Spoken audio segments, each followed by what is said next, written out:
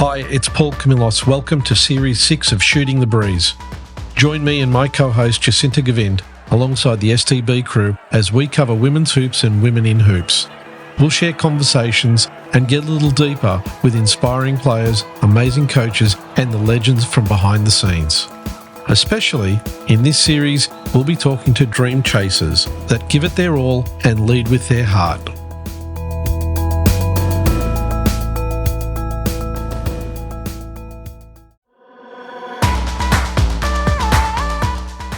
But when it came to players, it was about also providing choice and opportunity. Players can play wherever they want. If they want to come to New Zealand and be a part of this competition, there's now really good wages here. But importantly, we think we've got a great model. It's a 12-week window. The fact is, the more we talk to players from all over the world, the more we hear that they love the 12-week window.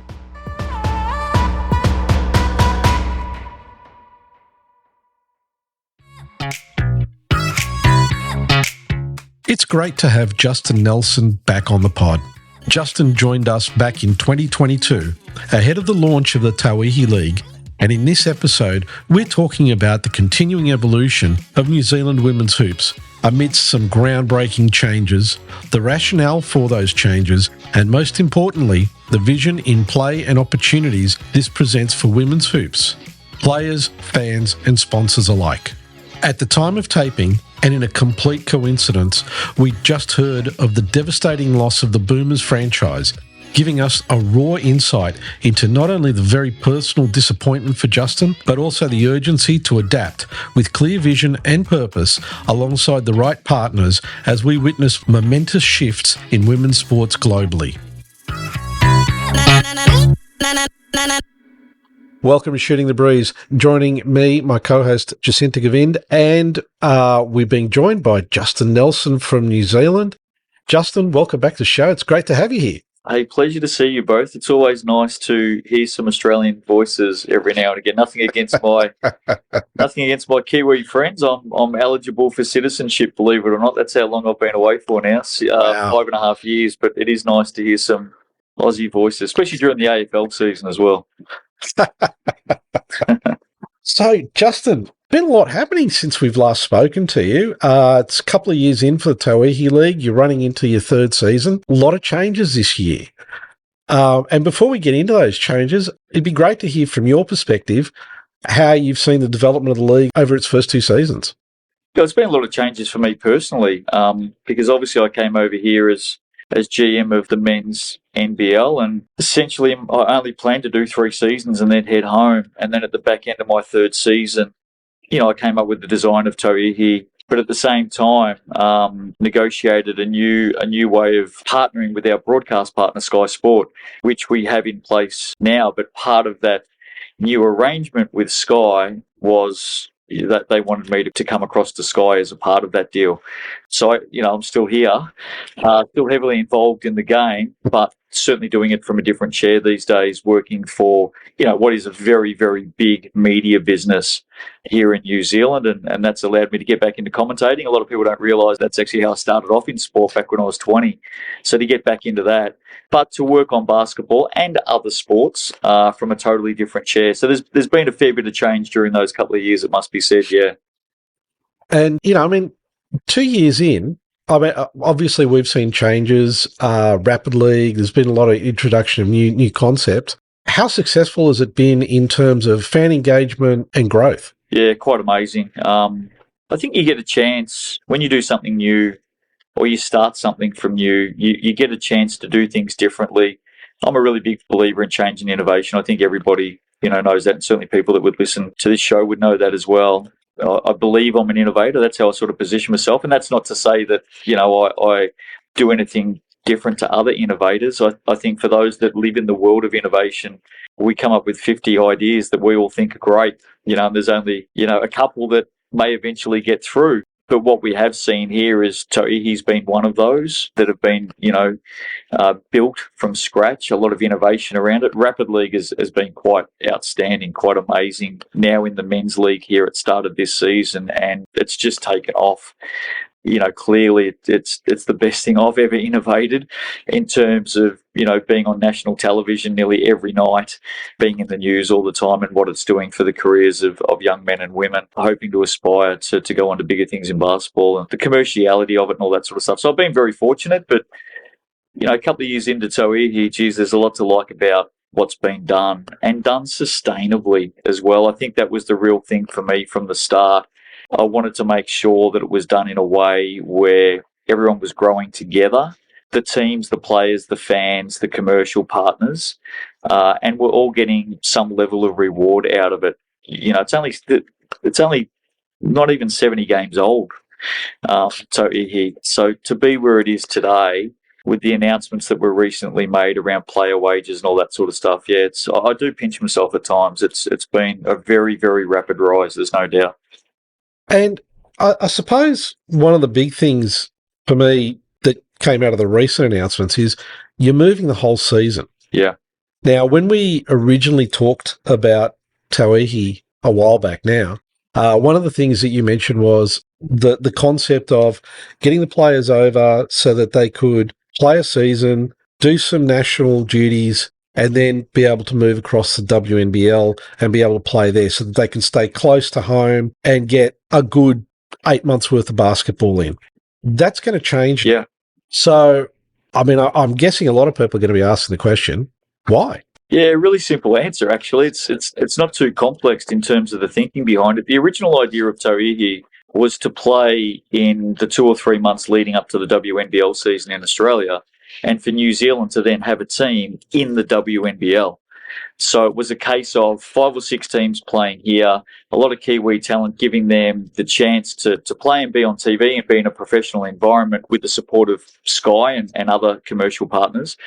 And for that to then build into a team based in New Zealand, 5 million fans behind it, New Zealand's team playing in the WNBL, coming straight off the back of the Tauihi season. So that was the grand plan right at the start when I first designed Tauihi back in, the first thinking of it started at the end of 2020, believe it or not. But we didn't see it come to life until 2022. But that was the original plan. We started the process of getting large investment and large backing to put a team into the WNBL from as early as 2021. And literally for 3 straight years, we were knocked back.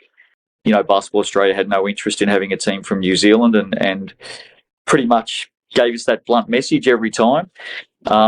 At its height, we had a commitment of $2 million per year for a minimum of 5 years. That's what people had signed up for or were prepared to sign up for. So we had a $2 million operation ready to go, but we were rejected. We were turned down. So that was the basis of how it started. And then we've still got the investment. We've still got the partners and the commerciality and Sky. So it was a case of looking at it and going, well, okay, what's best for revenue, fans and brand? Well, what's best for the commerciality? What's best for the fans? And what's best for the brand of the teams and also the competition? Remembering that 9 WNBA connected players came and played here last season. So there's a bit of a fascination and love affair for all of us as human beings to come and visit New Zealand anyway. So we've got a bit of a tick in the box before we start. But when we sat back and we looked at the commercial partners and the investment that we had and what we'd already built over 2 years, and the fact that we'd been rejected for 3 straight years to put a team in the Australian competition, where New Zealanders, by the way, can play unrestricted. So players from here can go over there and play without restriction, but they didn't want a team from here. So we then looked at what was the best for the business. We're in the entertainment business, and that's how the move came about. The fact is that we have the opportunity to be in an uncluttered market here in New Zealand. It's got nothing to do with anywhere else, but an uncluttered market here in New Zealand in the months of October, November, December. Rugby's finished, the men's basketball season's finished, netball's finished. It's an uncluttered space for sport, an indoor sport, and importantly, a women's sport. So it really suited us from a broadcasting viewpoint. It really suited our commercial partners to have that uncluttered window where they get in the news space more, they get on the television news more, radio. We already have the television coverage, but more eyeballs. It certainly suits our fans because they're not dragged to make 3 or 4 different choices around the weekend. They can get behind a sport and really follow it, get behind their team. And then the branding obviously elevates when you haven't got that competition in the market as well here in New Zealand. So the reason why we changed is because our first plan was, we spent 3 years trying to do it and it was turned down. So we went back to focusing on us, just being us and focusing on revenue, fans and brand. And that's why we moved the season. It's nothing more than that. And still having the potential risk of not attracting as many current WNBL players or WNBA affiliated players by moving it and having a sole focus on showcasing the rising talent of New Zealand that you already have. It didn't really come into our thinking about what players will or won't do. What we wanted to do is to build the business sustainably and put it in a time of the year that suited the business here in New Zealand. But when it came to players, it was about also providing choice and opportunity. Players can play wherever they want. If they want to come to New Zealand and be a part of this competition, there's now really good wages here. But importantly, we think we've got a great model. It's a 12-week window.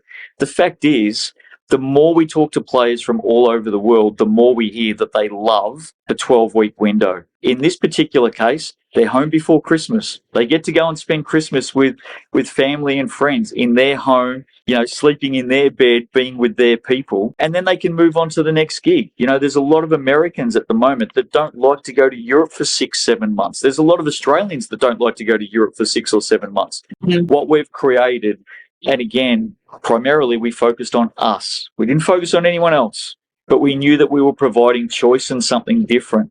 But what we have provided for players, if they want it, no matter where they come from, is 12 weeks, great money, in a great country, in an English-speaking country, where you can come in, play, build your career, go home, Christmas and New Year with family and friends, go on to the next gig. And so far, from what I'm hearing around the teams, there's a lot of excitement from players and agents as well from all over the world. So I think it's going to really settle in and be something good over the next few years. Is there some kind of eligibility criteria from BA's perspective of entering a team into WNBL and what some of the reasons were as to why they weren't interested in including a New Zealand team again? I don't know why they weren't interested, other than, their message to us probably throughout 3 years is we want to focus on getting our backyard right before we expand. We've got some issues here with the competition. We need to fix it before we look at expansion, and that's fair enough. I've got no problems with that. It needs to be fixed.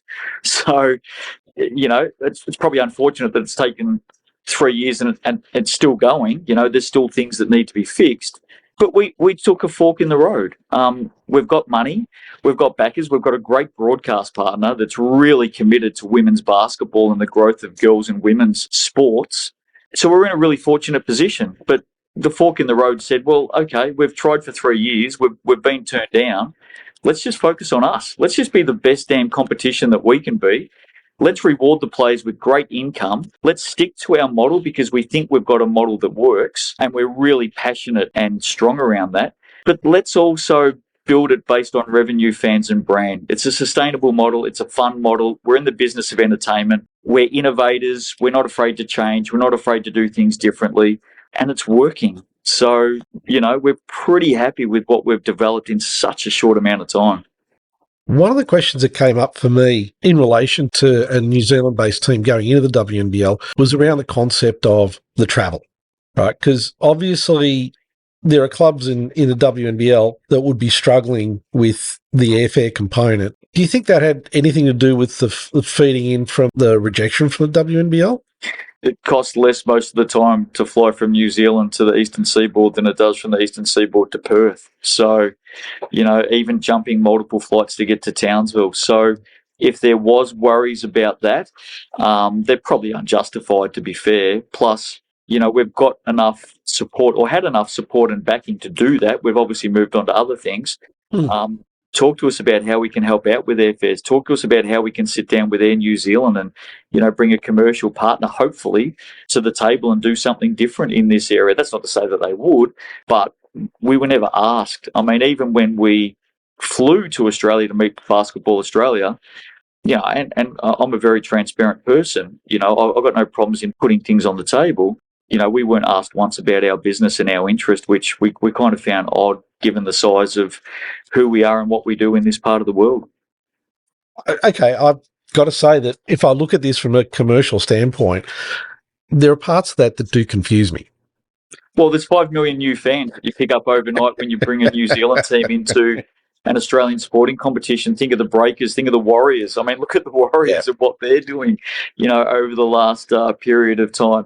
You got the Phoenix men and women. You got the Warriors women coming in next year into the NRL. I mean, it's not a new gig. It's not a new thing.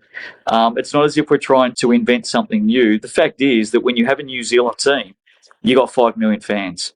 And we tabled that. We spoke about it. We said, here's your chance. Here's 5 million new fans for women's basketball on a platter, fully funded and backed by, some real strong media and broadcast support.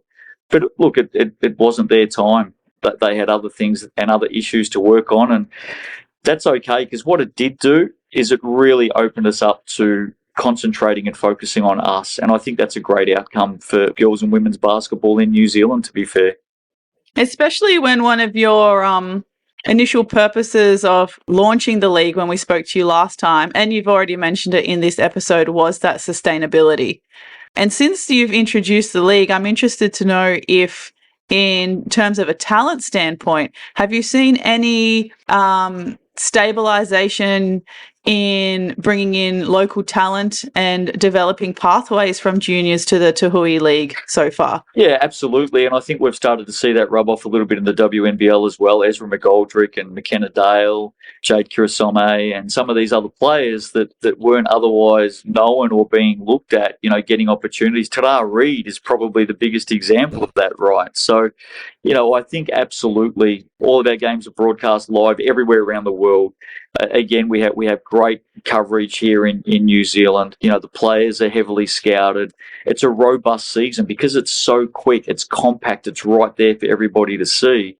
But I think the thing that really has started to elevate that pathway for basketballers in New Zealand, and we're seeing it play out in the men's right now. There's a game on at the moment just over to my right on TV right now. Rapid League, it's just an incredible innovation that works. The TV cameras are already set up. The venue's already set up. The fans get to come and watch more basketball. The TV viewers get to watch more basketball. It's a whole new array of commercial partners. So there's more commerciality for all the teams and all the league. The travelling team is already there. They're already at the venue. But there's more players playing basketball now. There's 80 more minutes per team for the starters or for 5 on the court in every game. I think that what we're seeing hand in hand, Jacinta, is Tauihi's now providing professional environment for women, for those girls and women coming through the pathway. But Rapid League hand in hand has also ensured that they're getting minutes on the court. And that is just a massive change in the game here in New Zealand. And it's happening in the men now as well. And how the fans reacted to the Rapid League since you introduced it? Hand on heart, you never quite know when you innovate something. and Rapid League was an innovation. For those that may not know the story, I jumped on a plane in Wellington. I get to fly around a fair bit. I jumped on a plane in Wellington. I had 6 questions on my phone.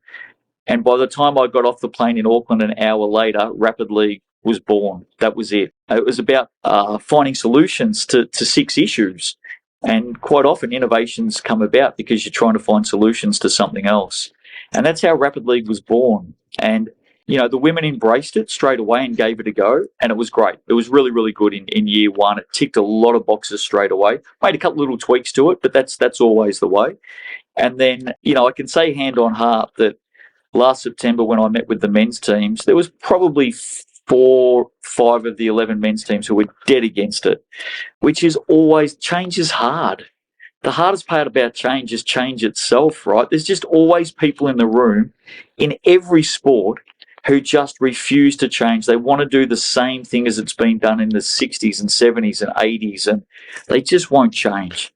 But we push through, and thankfully those same teams, those same people, those same coaches, they love it. They absolutely love it because it's opened up a whole world of opportunity for fans, for commercial partners, for players, for assistant coaches, for developing referees, for developing score table and statisticians. It gives them an opportunity to introduce new people as well. So, as a development tool for so many parts of the game, Even for commercial partners who say, oh, look, I haven't got $50,000, I've got $25,000. Well, okay, here's an opportunity for you to start getting in the sport. At some venues, we're seeing crowds 70, 75 capacity turn up early, 75% capacity turn up. So many fans are connected to the local players that they went to the same school, or they grow up in the same suburb, or their mum knows someone, or their dad knows someone at work, or their kids played together, or whatever. There's so much of that here in New Zealand, and quite often so much of it in community sport like basketball. So fans love it. It's been terrific. And how have the players reacted to it? Because, it gives bench players an opportunity to get on the floor and play. But you have the ability to bring in one of the starters. How do the players feel about having to potentially play a much longer set of basketball in an evening? And also, how do the coaches react to it? So it's a really easy answer on the players. What do players want to do? Yeah, they want to play. Easy answer. It's live on television. Their names are being talked about in the media. Fans are coming and seeing them and asking them for their autographs. And, we had a player this year in game 1. First round of the season. This player had spent 4 years on a roster for the Hawke's Bay Hawks. Last year, he suited up for 16 games, which included travelling all over the country. He played more minutes in one game than he did for all of last season. Wow. So it works. What we're seeing through Rapid League is those players, because of the opportunity to play, they're actually carving out minutes now in the Selves NBL as well, because their coaches are going, wow, look at this. Look what this player could do. Whereas in the past, they could go 7, 8, 9, maybe a whole season where they just don't even get on the court. They're sitting in positions in 8, 9, 10, 11, 12, whatever it may be, don't even get an opportunity. So players want to play. The thing that I really enjoy, though, is some of the older players, who might have the sixth man role, all of a sudden find themselves, playing in Rapid League. And no imports can play in Rapid League. It's only Kiwis, no imports. Those players are really embracing it because they're getting to teach and be a part of bringing that next generation through as well. I mean, the captain of the Nelson Giants, Sam Dempster, captain of the team, is playing Rapid League. He's coaching those kids coming through the program and ensuring, and they're top of the table. I mean, it's working. They've got their captain, their team captain, out on the floor with them playing Rapid League. There's a few quirks. I mean, points for and against cross over into the Selves NBL ladder as well. There's prize money up for grabs. The team that wins Rapid League picks up 10K cash. So, and it scales all the way down. So no matter where you finish on the ladder, you get money. So there's a few little things like that to play for as well. But players want to play. Coaches have adapted. A lot of assistant coaches are coaching teams, which is so good to see. We have so many great coaches out there who just don't get an opportunity because there's limited spots, right? These coaches are now getting their time in the chair. They're getting their time with the whiteboard. They've got the pressure of the microphones and the TV cameras and all that sort of stuff. They're getting to learn their trade as well. So, yeah, it's win-win-win all round. So while you're creating pathways with the Tauihi League, and then you're creating a almost twofold or double the pathways by including the Rapid League as well, because it's shining a light on those that wouldn't normally get as much court time in a regular professional game. Yeah, I mean, let's remember the business that we're in, and I'm really strong on this. Again, people who know me well know how I feel about this. It's fans first. It's about entertainment. If we can provide more content for them at the venue, if we can provide more content for them to watch, if we can bring in more dollars, more commerciality to the sport, if we can provide more player payments as a result of that for more players, I mean, geez, I wait till the day comes when we've got a mini Rapid League before the big Rapid League before the big game. We're building a business here. It's a business. And the more that we can provide for all the stakeholders in that business, including television partners, I mean, we want content on TV, right?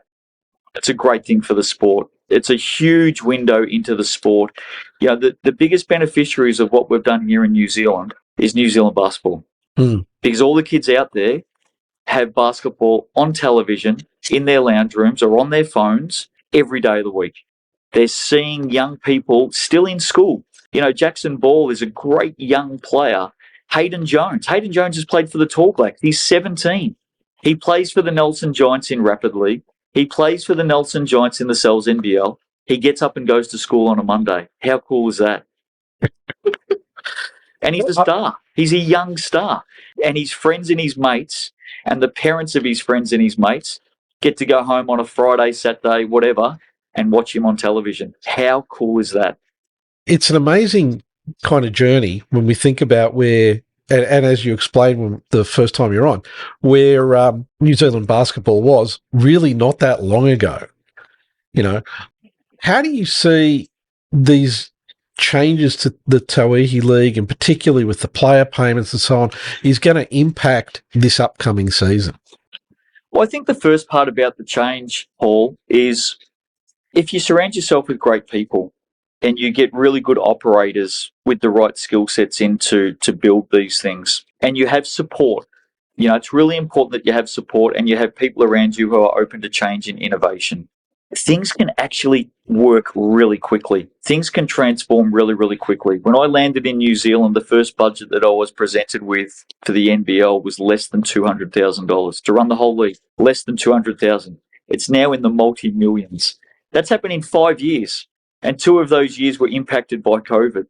Things actually change really, really quickly if you surround yourself with great people, if you embrace change and innovation, if you get operators with great skill sets or the right skill sets, and that can then, bring in other people with the right skill sets, things can change really, really quickly. So hats off to Basketball New Zealand first and foremost for embracing all of that. The hardest thing with Tauihi, when I put the design together for Tauihi and put together the investment and what was needed to make that happen, and not many people would know this story, to be fair, but I remember saying to Basketball New Zealand at the time, this will only work if you tell the 6 incumbent teams who were associations, not privately owned, associations, who were playing a very loose national competition. I think it was called Women's Basketball Championship or something like that. And quite often it was tournament-based, get together for a weekend, that sort of thing. But it was association-based. And I remember saying to Basketball New Zealand, Tauihi will only work if you advise those associations that you're going in a different direction and down a privately owned model, pathway that's built around entertainment, television, investment, players, paying players. They're all amateur there, paying players, all of those sorts of things. And to their credit, remembering that they're, a national body is representing associations in sport, to their credit, they made that call and they supported and backed it and said to those teams, thank you, thanks for everything you've done, but we're moving in a different direction. And that's how Tauihi came about. So credit to Basketball New Zealand for having the guts to stand up and remove themselves from an old model that was broken and embrace change and innovation and a new model. And from there, it soared, to use the Tauihi meaning. It has soared, yeah. I suppose one of the interesting questions out of this is, with the increased player payments, have you seen interest from Australia for players who want to come over and play in New Zealand? Yeah, look, it was announced here about a month ago through more commercial investors. I mean, that's the big part here. There's a lot of people in this world who talk about the disparity of money for athletes, men's sport, women's sport, being attributable or in part attributable to commercial support, high or low, a lot of it, or lacking. The fact is that more commercial partners have come on board for Tauihi, and that allowed us to raise player payments. It allowed us to double player payments, double. Remembering that Tauihi started with pay parity compared to the men. So the women here are now being paid more than the men to play basketball in New Zealand. That's an incredible story. Wow. But it's a story that's built up from commercial support. That's where it's come from. And I'm a big believer that if you bring more money in, you reward your stakeholders, your teams. So the teams get a big chunk. The money, the support for player payments is given to the teams from commercial partners. So that's something that the teams don't have to go out and find themselves. It's given to them from the league. I'm a big believer that if you bring in commerciality, you grow the game by sharing it with the stakeholders, teams, players, fans, whatever it may be, staff. So that's how that came about, that increase in player wages. Has there been an increased level of contact from players around the world, including Australia, and player agents? Hell yes. it's been enormous, to be fair. It's quite staggering how many people, and I said 9 WNBA connected players played here last season, so it's not a new thing. But with the new window, it really suits American players, really suits WNBA program players to play for 12 weeks in that window. So we're happy about that. Players that don't want to go to Europe for a full season, so we're happy about that. If it's an opportunity and provides something new and different for players from Australia, fantastic. The teams here can sign Australians. They've got spots for Australians, so it's there. Yeah, can provide so much more work-life balance for a lot of female athletes between work outside of basketball and their professional playing career, family life. We're seeing more and more a lot of mothers in a lot of professional leagues being put to the forefront, as they should be. So imagine, instead of having to go season to season until your joints run out between here in America or here in Europe, the balance that playing a 12-week competition for a great salary can just provide a lot more to a balanced lifestyle and family life for a lot of female athletes. It's a fantastic point. And, when we made the announcements here, that was one of the key things that I spoke about. That this will provide players with an opportunity to focus on the game, focus on their craft. In my time, back in the WNBL with the Melbourne Boomers, players would be rushing in the door, from work. They'd be rushing out the door to go to work or part-time jobs and all sorts of different weird and wonderful ways of just having to earn a little bit more money, a part-time job here, some babysitting there, or, whatever it may be. It's tough, and I hated it. I absolutely hated it that these wonderful athletes, wonderful human beings that are so committed to their craft, were getting pulled in 20 different directions just to try and make ends meet. So, I'm really proud of what we've been able to achieve, and if it helps in just some small way, for that 12-week window for those players, wherever they're from, whether they're Kiwis, whether they're Australians, Americans, or anywhere else around the world, if it helps them feel like that they are being, looked after and that they belong and that they're being valued. That's a really big word in all of this. We've got to value people. And if they feel like that they can do that without all the other noise and distractions, it's a good thing. I suppose one of the big questions for me out of what's happening with Tauihi is, how are you seeing development happening with the national team, the growth of the skills of the players who are feeding into the national team coming out of the league? Yeah, it's a great question, and I'm not sure that we've seen the full benefits of it yet, because there hasn't been a lot of activity for the national team over the last couple of years. I think that we'll increasingly see that going forward, but even still, little bits and pieces. We mentioned, Tara Reid earlier on, and she was just picked up a huge award for Basketball New Zealand's annual awards for Player of the Year. So we've seen a little bit of it. Victoria Tamilo, who was also a development player on one of the WNBL lists last season. But to answer your question, we haven't seen a lot of international competition for the tall ferns over the last couple of years, but certainly going forward, I think you'll see that that development pathway through Tauihi pay dividends for the tall ferns, no question. Okay, and we got an opportunity to talk to Rachel Taulele, who's part of the ownership group of the Tokomanawa Queens, a while back. And one of the things that was really interesting was the way that the team wants to connect culturally with the community. Is this something that's being, actively explored by all the other teams and by the league itself as well? Well, I think the Queens are one of the best in New Zealand at what they do in all sports. They have very quickly arrived at the core of their business revenue, fans and brand. The revenue is growing strongly for them, but they are absolutely on point with fans and brand, incredibly on point. And Rachel plays a leading part in that. Very, very clever person. Her husband, Walt, is the GM of the Queens, does a brilliant job.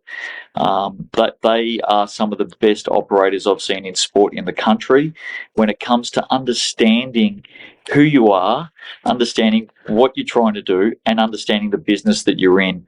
So, fully supportive and filled with praise for what they've done. What we are seeing is quite often in sport, when you have a leader in different areas, other teams tap in and follow. And we're definitely seeing that across the competition as well. It's a very collaborative space here, basketball in New Zealand. The teams talk to each other. They work with each other. They're very supportive and they're very giving. I mean, one thing about New Zealand is we're so spread out with our 11 NBL teams and 5 Tauihi teams. You're not in the same market as each other. So, that fear of helping someone else out is actually not there. And I think the teams do that really, really well. But there's no doubt, I mean, Rachel and the Queens are fantastic leaders in that space. I mean, it's a bit of blue sky stuff, but what are the goals that you see for the league over the next 2 to 3 years? Well, thankfully, I think we're seeing some great things from increased fandom. More people at games, more viewers coming in. So, we're happy with the progress being made around fans. We're seeing more commercial partners come on board, and that's been evidenced by player payments going up. So we're doing well there. The brand's getting stronger. I think the next part is expansion. Again, we sort of moved away from that original model because, the WNBL didn't want a team from New Zealand. So we pushed our money and our thinking into the product here. And the next part is expansion and where that comes from and what that looks like. Basketball's a global game. The world is very, very small. Players do want to get around and enjoy the opportunity through their career to experience different cultures and different countries. And, I said this earlier, New Zealand's a wonderful place to visit. Rarely would you come across anyone in the world who doesn't have New Zealand on their bucket list. So expansion's a big part of the thinking going forward, for sure. How many teams are you looking to expand to? Because obviously there's going to be an upper limit just based on regional centres and also population. What do you think is a reasonable target for the Tauihi League? Well, there's different ways to expand. Sometimes you can expand in your roster build. So sometimes that can be done through international players and imports. So Tauihi this season coming up, teams are allowed to have 12, fully paid contracted players, and then they can have development players on top of that. Part of that 12 is 7 Kiwis and 5 international players. A minimum of 2 must be Australian. There's some other rules. There always has to be a Kiwi on the court, for instance, so you can't have 5 international players on the court. So there's a few different things. And you've got Rapid League. But expansion can come through tinkering with those rules and how you do that. And expansion can come through new products, and Rapid League's a big part of that as well. But expansion can also come via new teams. We're really happy with the 12-week model. We're mindful that if you add, many more teams and move away from that 12-week model, it doesn't really suit the business that we're building. So we're mindful of that. We think that the perfect model is somewhere between 6 and 8. Preferably in that 6 to 7 range. We don't have to be 8 just for the sake of being 8. I think a lot of sports love even numbers more than odd numbers. I don't know why, but there's no rhyme or reason as to why we have to do that. But we'll do it sustainably. I mean, that's the other thing. These things are funded and they're budgeted. Going forward, we've budgeted expansion for future years for 2025 onwards. So it's not pie in the sky stuff. You're not clutching at straws. It's a very clear strategy that has budget behind it and has the right planning behind it. It's just about building it and implementing it now and finding the right partners, the right countries that want to help you build girls and women's basketball, because there's money to invest in it. I mean, that's the other thing. If you bring in other countries or you bring in players from other countries, you're also investing in their players and their programs as well. A big country. So I was just quickly Googling the flight distance between New Zealand and the Philippines. That's what I was quickly, I thought, I'm just going to ask Justin this. Let me just check the flight time. So I just wanted to quickly check, are players from Asia restricted or unrestricted at the moment in Tauihi? You're a very clever person, Jacinta. Step ahead. You should come and work for me. Hey, listen, just name it. I'll be there, mate. I'll be there. Yeah, look, I mean, age is a big part of our focus for men and women. At the moment, they're restricted. We're currently looking at rules that may make them unrestricted. We're looking at all of those things right now. The Philippines makes up 22% of our international television audience. 22%. Wow. And we have millions upon millions of international viewers due to the platforms that we have. I mean, our men, to this day, since 2020, are still live. Every game from the WNBL is still live on ESPN throughout the United States. I mean, quite amazing that we're in, year five or six of that. What is it? 20? Yeah, year five of that. Quite incredible. But 22% of our international viewers come from the Philippines. So your Google searching is on point. But it could also mean that we, Tauihi, for instance, it makes sense to look at all options. Do we locate an Asian team in New Zealand for 12 weeks? 12 weeks isn't a long time. Yeah. It's a nice little trip, right? Do we bring in an international team, an Asian team to base themselves in New Zealand for 12 weeks? So you cut out that travel. Again, it's about sustainability and being fiscally responsible. I'm not here to build basketball leagues that lose money. I'm not here to put teams in a position where they're going out of business. Those days are gone here in New Zealand. Because, as you know, basketball is huge, gigantic, huge, massive, whatever the hyperbole for big, I can describe what basketball is in the Philippines. So considering when you're there, there's basketball on TV constantly on at least 3 channels. Yeah. But then there's also 22% of their population tuning in outside to watch New Zealand. And I know that there isn't a women's professional league in the Philippines either. So do we. And yeah, that's good. So you're picking up what I'm putting down here, perhaps. Yeah. The NBA's just opened up an office in the Philippines, 12 full-time staff straight away. We know how big the game is there, but it's also big in Indonesia. It's also big, in obviously China and Japan, but also Taiwan and South Korea, and through other smaller areas like Singapore and Hong Kong. I mean, it's massive everywhere through Asia, and huge population bases.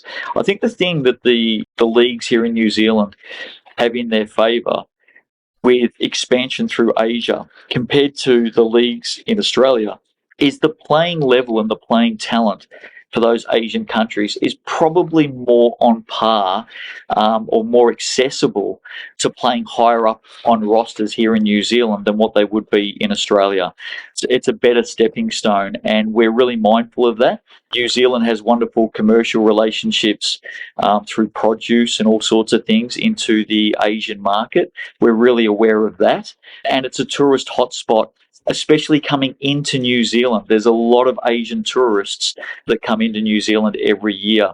I think the figure in Auckland, which is the most populated city in New Zealand, about 1.5 million, 1.6 million, they're talking that by 2030, so it's only 5-6 years away, it'll be a 30% Asian population here.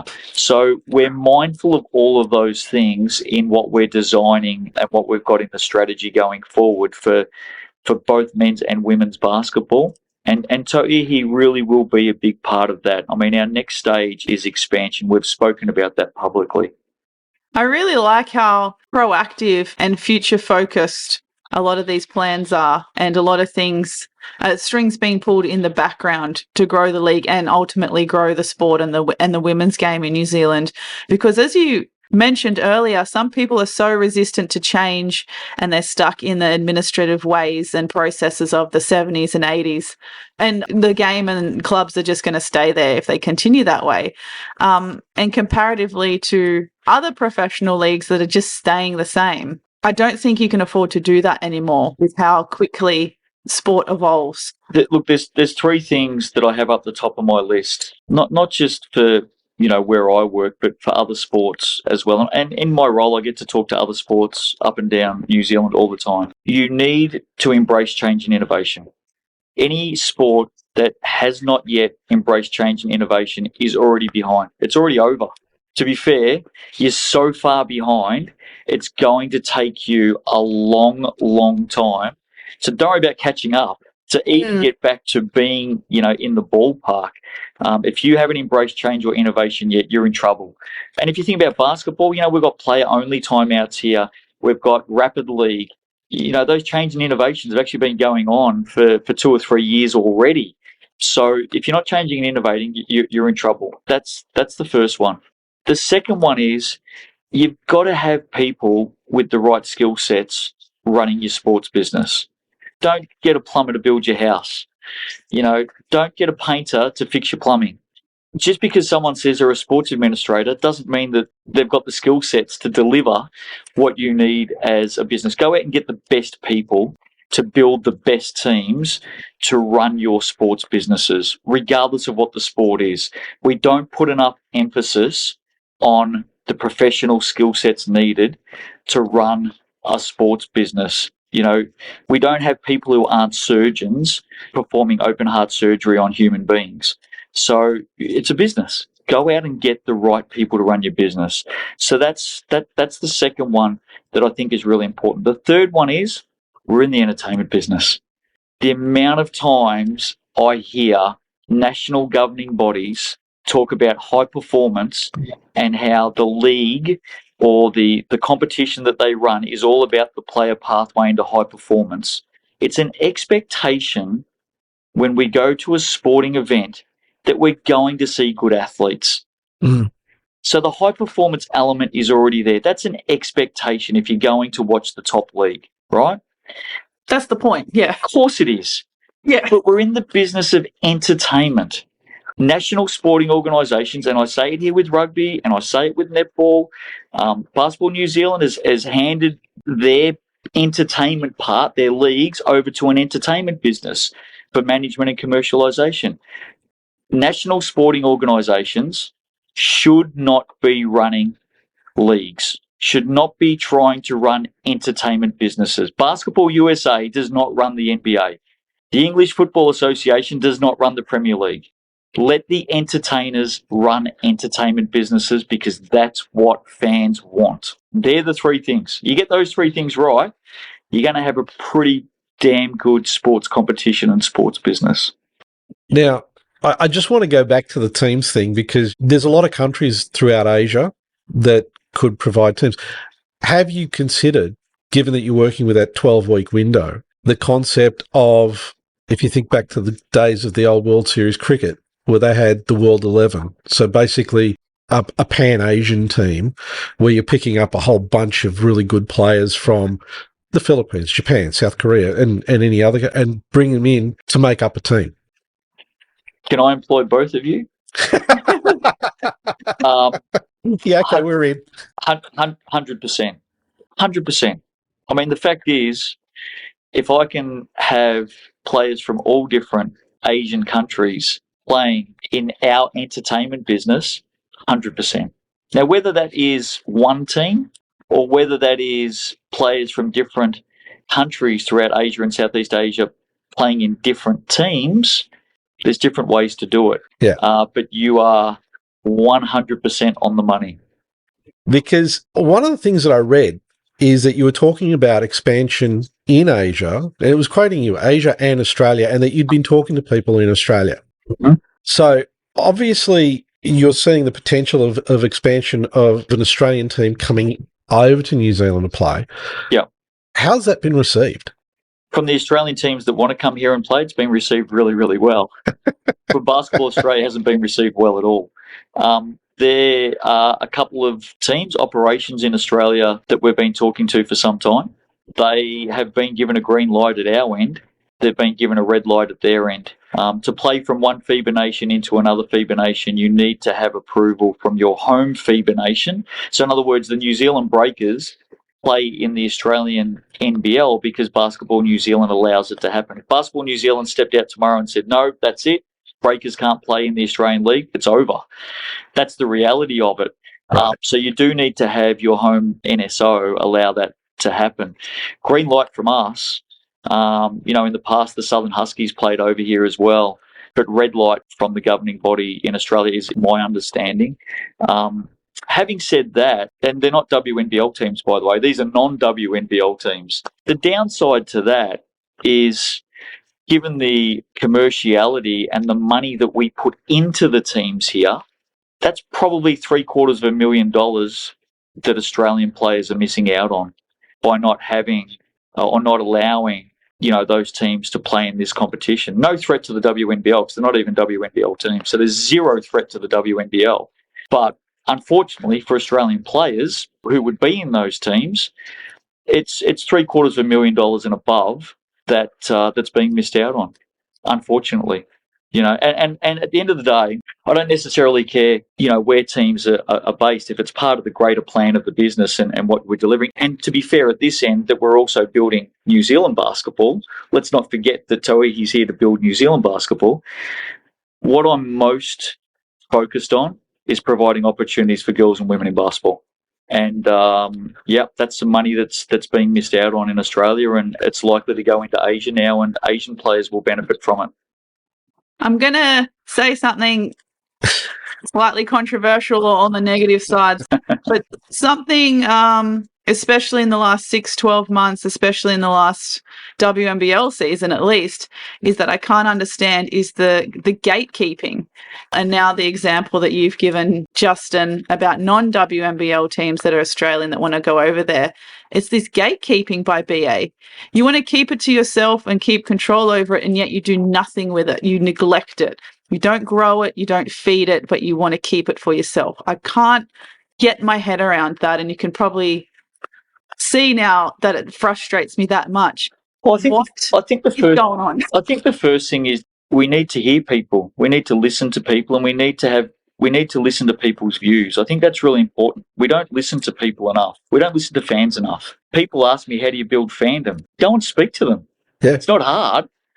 It's really easy. You want to build fandom, go and speak to fans. So it's a great opinion and great position that you have, and I can sense the passion. I haven't been in the WNBL for 6 years, so it would be unfair for me to comment on the last 6 years. I can certainly comment on the time prior to that, and there's frustrations. There were frustrations. There's no doubt about that. But I want to get back to what I said before. And to your point, gatekeepers is a great word, but there's gatekeepers in all levels of all sports. It's not just the WNBL. There's gatekeepers everywhere in sport. There seems to be a lot more in basketball for some reason, but there's a lot of gatekeepers in sport. And quite often those gatekeepers built something, designed something in 1980, and they're really, really proud of it, and they won't give it up. But I want to get back to what I said before. Understand the business that you're in. If you cannot understand the business that you're in, you will fail. When it comes to competitions like Tauihi and Cells NBL and WNBL, and let's give all credit to Larry. Larry knows what business he's in. What a brilliant job that man, and he's done it by surrounding himself with great people, with the right skill sets, and investing in resources. He understands he's in the business of entertainment. National sporting organisations should not be running national competitions. It's not a high-performance business. Fans do not want a high-performance business. They want an entertainment business. So to answer your question and your frustrations, I get it. I can't comment on the last 5 or 6 years because I haven't been there. But as an outsider looking in, I think the competition you're talking of is probably in the wrong business. So we're all aware that BA is out looking for investment for the WNBL, for outside investment, commercial partners. And they've been doing that for a couple of years, right? We know they've been doing it for that period of time. Do you think that part of the reason why they have kind of been sitting on stuff is to get to the point where, okay, we've now got a commercial partner on board, and then that commercial partner can actually start dealing with those negotiations rather than BA itself? I don't think they've been sitting on anything, because you'd be crazy not to bring those things to life rather than sitting on them. Sorry, when I say sitting on, I mean those negotiations about getting people, so that when you're negotiating with a potential commercial partner, you're dealing with a fairly well-known box. Right. Yeah. One thing that more money brings is it brings opportunity. Yeah. One thing that more money brings is it brings other problems. So it doesn't solve everything. Look, I think it's great, and I'm getting the news sent across to me here, and I read it and consume it. And obviously, there's been a lot of talk about Tauihi and what we're doing here, and the fact that there's an Australian here who's been connected to basketball back in Australia. And I get all of that. But I think it's great that there's people who want to invest. I think that's the first thing. It's great. And I hope it comes off. I really do, because, I was with Jenna O'Hay in Wellington a couple of weeks ago. I love Jenna. I had her at the Boomers. I've met and been around so many players in the Australian women's game. I had LJ obviously working with me. And I just want a great future, not just for the players who have still got time left in the game, but the next group of players. I mean, I'm really proud of the fact that, I signed Monique Conti to her first contract. I signed Ezzy Magbagor to her first contract. I signed Jay Shelley to her first amateur contract. I signed Jade Melbourne to her first amateur contract. I watch and see those players really, really fondly now, and love the fact that they're doing such great things. I've got fond memories of the time that I spent with them when they were younger people, and I hope they can come back and carve out a career in Australia and be rewarded and paid and looked after and have stands filled with fans and great television coverage and signing autographs in the street and taking photos and all that sort of stuff. I want that for players. But the fact is, if you bring in more money, you need to bring in the skill sets and the resources and the strategy and the thinking that delivers the product that you're after. Larry has done that. So I hope that there's an investor. I hope that there's a new owner. And then when that person or those people or those groups come in, go out and get the best possible people to build that entertainment business into the best damn business it can be. So those current players, and more importantly, those future players, 100% benefit. And more importantly, the fans have something to love. Because if you don't have fans, you don't have teams. And this being said, the day that we're recording was a day before WNBL free agency starts, and the day that the Melbourne Boomers have officially announced they're transferring their WNBL license to Geelong. And just before we jumped on to record, I was talking to a women's sports journalist focusing on basketball in America named Lauren Rosenberg, who is just devastated that the Boomers have ended. So the news of the WNBL's longest standing club being transferred to Geelong is setting shockwaves even internationally.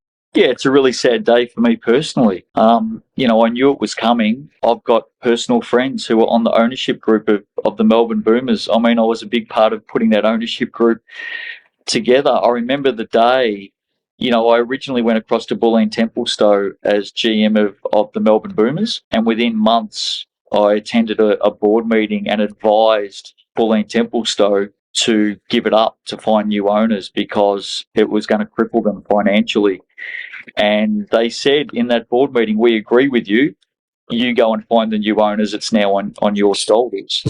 We went and found new owners. But before that, I remember at Box Hill Secondary College, where we trained at the time, Guy Malloy was the coach. I remember bringing the players into a classroom. No such thing as gymnasiums and swimming pools and recovery centres, and, into a classroom and giving them the news that unless I, went out and found new owners, we were going to close the door. And I think that was about 2015, 2016 or thereabouts. And there were some great players in that room, some great, really, really passionate players, some of them who played for next to nothing given the budget that was there. And there were tears. There were a lot of tears. But I certainly wasn't going to let this thing go under on my watch, and had some mates who wanted to invest. And Tony Hallam, called me out of the blue, saw the story in the paper, and, we met and had coffee and spoke. And out of all of that, we got this new ownership group together. In our first season together, we had 19 losses and 5 wins, including 17 straight losses. And it was probably the year that really brought Guy Malloy and I together as mates, as friends. But the entire business grew. Revenue grew, fans grew, attendances grew, merchandise sales grew, ticket sales grew. Everything grew, because what we did is we focused on the business. We focused on entertainment. The next year we made the grand final. We lost 2-1 to Townsville. It was an absolute thriller. But it just shows you again how quickly you can turn things around. We started getting 3,500 people to games. It was a real show. It was a really proud time to be a part of women's basketball, and everyone looked to the Boomers as being a success story. We had great players come through, and LJ retired and started her career off the court. She's now back on the court, which is great. Liz came there for a year, and I often get asked about Liz, given what's happened in her life since then. And we had a really good year with her. She was a good person. I know that there's other things that have happened since then, but I've got good memories. Jenna O'Hay, one of the greatest, most inspirational people that I've had time to spend with. And look, there's so many memories of that. And I'm only one small person in one small period of time, but being around Michelle Timms and the passion that she had, she'll be hurting today. She will be absolutely hurting. Linda Perry, from Bulleen Templestowe, who did so much off the court before I even got there, just poured hours and hours. And, I was the first recipient of the Linda Perry Award after she passed away, aged 50. I feel for those people today. So many great players, so many great memories. And again, it was just one small passage in time for me. There's a lot of people that will be feeling that, especially the fans who have been with them for, 40 odd years. Cherish the memories, and unfortunately the business couldn't be sustained by the sounds of it in the shape that it was in. It's interesting because from a fan perspective, you've got your Boomers fans, and with the team moving to Geelong, there's going to be a lot of fans who will not go with the team because of geography, and it's fundamentally going to be the Geelong team now. And there'll be a lot that may not want to transition across to the old enemy being Southside. There's that whole group of people that, potentially as fans of the WNBL may dissipate or get lost. 100%. I don't think there's any doubt about that. I'm a Sydney Swans supporter. I grew up a South Melbourne supporter. I stuck with them. Thank God I did. But they had the same colours. That they have a really strong bond and connection. And I agree with you. That's going to be lost. I think that if I was sitting here on a few $1 million in the bank, I would have loved nothing more than to come back across there and try and weave a little bit of magic again and get the thing back up and running. But it's a victim of the environment that it's in. I don't think they're the only team that's struggling in the current environment, but they had a group of owners who were prepared to step up and go, look, we don't want to do this anymore. It's not fun. I think that's where it came to. It became a really expensive proposition, and I just hope that, the new owners of Geelong, good luck to them, and fantastic. It's great that people want to invest in the game. Let's not forget about that as well. It's terrific that there's people that want to do that. So it's an opportunity for that region and that city and those people and those fans. Good on them.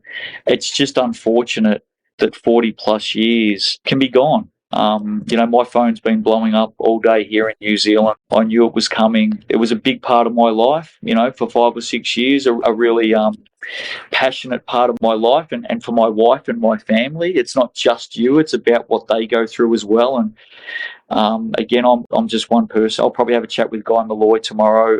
We're going to see each other over the weekend. He's coaching here. We're going to see each other in New Plymouth, and we'll have a beer and probably shed a tear and talk about some great memories that we enjoyed together. And great fans, fantastic fans of the Boomers, just wonderful, wonderful people.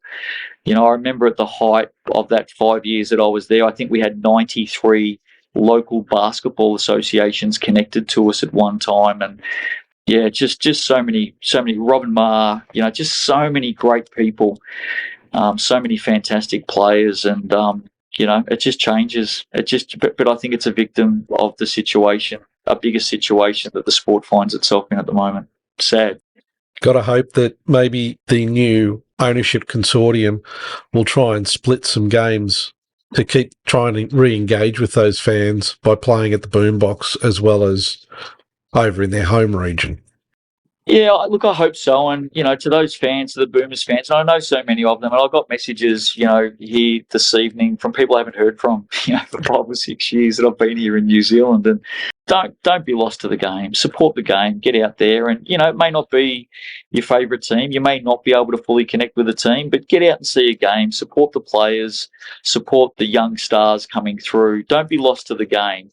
But I think for those fans, they deserve the game to get itself right. The fans are the most important people. You know that. Just in a, you know, I talk about it all the time. The fans are the most important people. At the end of the day, no fans, no teams. So whatever's happening or whatever's going to happen or whoever's going to invest, whoever they're going to employ and get running it, whatever's going to happen, make the fans your number one priority. Don't talk it. Don't bullshit it. Make the fans your number one priority and bring them to the game. Because if you do it and you look after them and you value them and you include them and you engage them, they will belong. And they'll belong to a great sport with great players where we all enjoy having a great time. Just look after your fans. And if there's fans that have been lost today through the Boomers, go and work your backside off to get them in there and get them back in the game. Justin, as always, it's great talking to you. It's always an interesting conversation. Always some interesting stuff comes out. Looking forward to the upcoming Tauihi League. Looking forward to see how things go. I'm expecting to see a Pan-Asian team in there. Yeah. Well, it won't be 2024. Expansion or changes to expansion and those rules is 2025.